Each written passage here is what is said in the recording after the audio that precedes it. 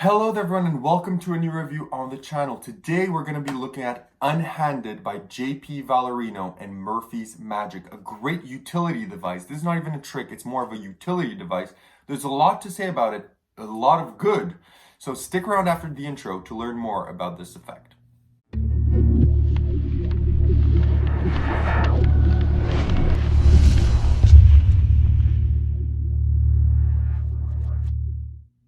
So you stayed after the intro, which means you want to learn more about Unhanded. So let's get into it. So what is Unhanded? It's going to let you do switches. It's going to let you do holdouts. It's going to let you do kind of a control in some way. It's going to let you do peaks. It's going to let you make some of the effects you already do, like sandwich, much more visual, much more cleaner, a bunch of things. Easily put, I'm going to show you quickly what it does. You're going to be turned around, so you take out a deck, you can give it a small shuffle if you want, it doesn't matter. You then give the deck to the spectator, you tell them to spread. They're going to take out any card. So 8 of diamonds. They place it on top. They then cut the deck. They then shuffle the deck. It has to be an overhand. We'll get into that a bit later. I'm doing a bad job here just to show you that they could really shuffle it as bad as they want. They place it inside of the box. Okay? Boom. And now, believe it or not, as you come back, you turn around, and I dump these cards into my hand. I now have full control over their card. Okay? I have full control over the card they selected. I know where it is. I could know what it is. I could make it appear wherever I want. I have full control of that card. Okay? And that's essentially what Unhanded lets you do. Believe it or not, I'm not lying. For those that already bought this, already know how it works, you would know that exactly the way I performed it, I would have full control over the selected card at this point in time. And that's essentially what Unhanded is. That's one of the applications. Because what I like to do moving forward is I like to take the cards, place them inside of my pocket, ask the spectator to name a small number. Let's say they named 4. I would then proceed to take out 3 random cards from my pocket and say, you named 4. I would take out a 4th card, tell them what was your card. They will say 8 of diamonds. I believe that was the card. And I would turn it over and be the 8 of diamonds. You can do that. You could do it as any card at any number. You could do the kind of the staple effect, which is you just dump everything inside of the bag. You then throw the box in the bag. You shuffle and you tell them you're going to make a card jump into the box. You do bang, bang, bang. You take out the card box and then you show that there's one card inside. You pull it out and it's their selected card.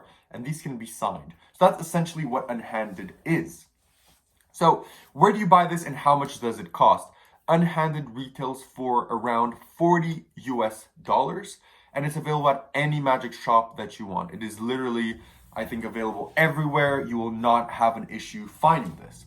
So what do you get when you purchase this? What you get is pretty simple.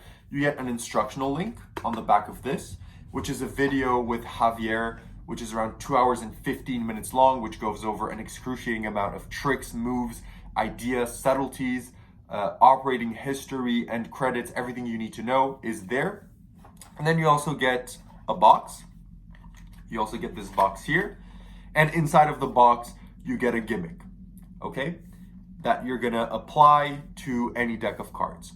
You do not get the deck. So this deck is a deck that is not provided. This is my standard elite bicycle deck that I like to use. I like the elite ones.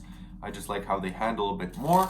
But this is a normal elite bicycle red back normal deck.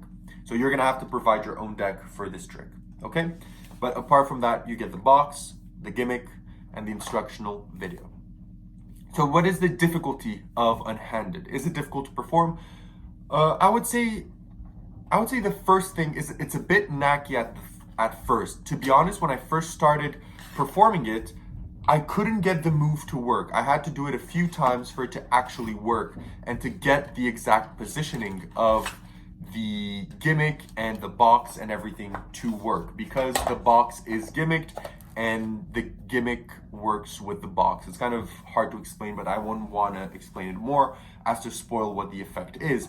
But it does work with both, and there is some, you can't, I can't go much into it, but it does take a bit of understanding how the gimmick operates for you to be able to do it every single time, 100% of the time.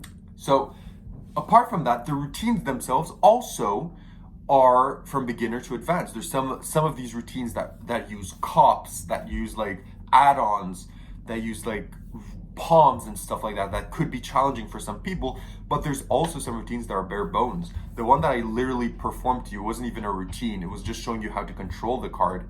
That basically, as you saw, the spectator would do everything. I would have had my back turned. The only thing I do is dump the cards in my hand to continue the trick, or dump them into a bag or into my pocket, and I have control of the card. Right? That's pretty much self-working. You just have to learn the dumping move, and that's it. So difficulty-wise, it's not that hard. You're gonna pretty much get it down pretty fast. Now let's talk about the second important thing, which is practicality. Is this effect practical?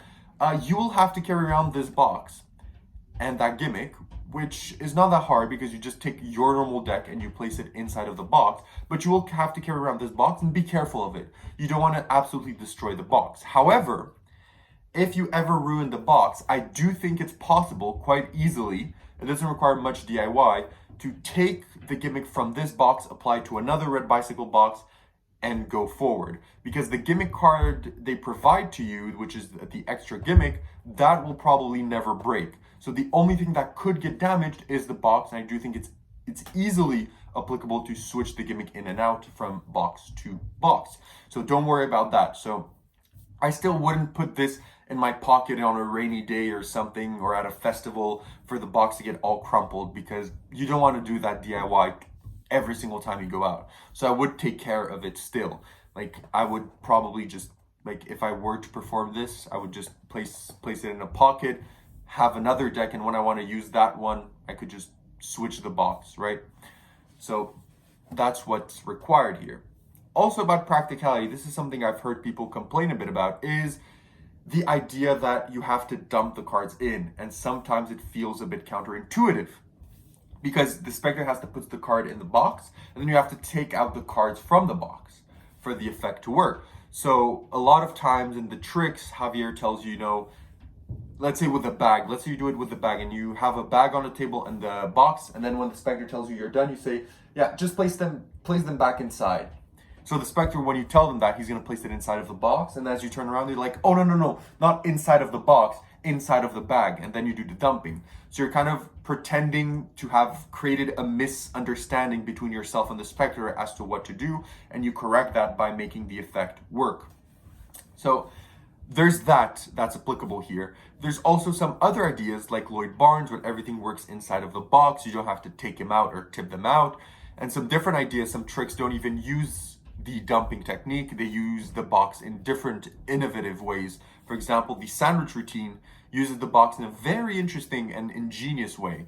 So practicality wise, you have to take care a bit of the box, and also you have to find a routine that works for you, because if creating miscommunication between yourself and the spectator is not the way to go for you, then you're going to have to find something else.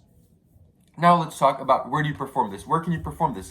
This can be performed pretty much anywhere. It could be done parlor, it could be done close up, it could be done on stage, it can be done walk around, weddings, cocktail, corporate, street, restaurant, bars, clubs, wherever you want.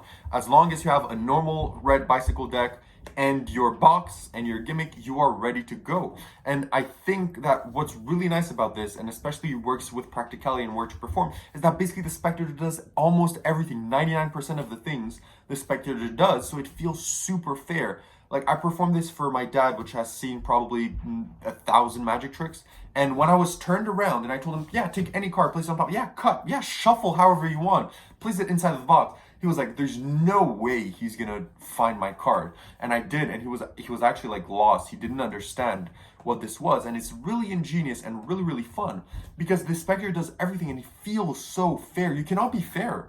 You shuffle a deck, you give it to the spectator, you ask them to spread, take out any card, place it on top, cut, shuffle, place it back in the box with your back turned, without you peeking, without you needing to use technology, any apps, any confederates. That's insane.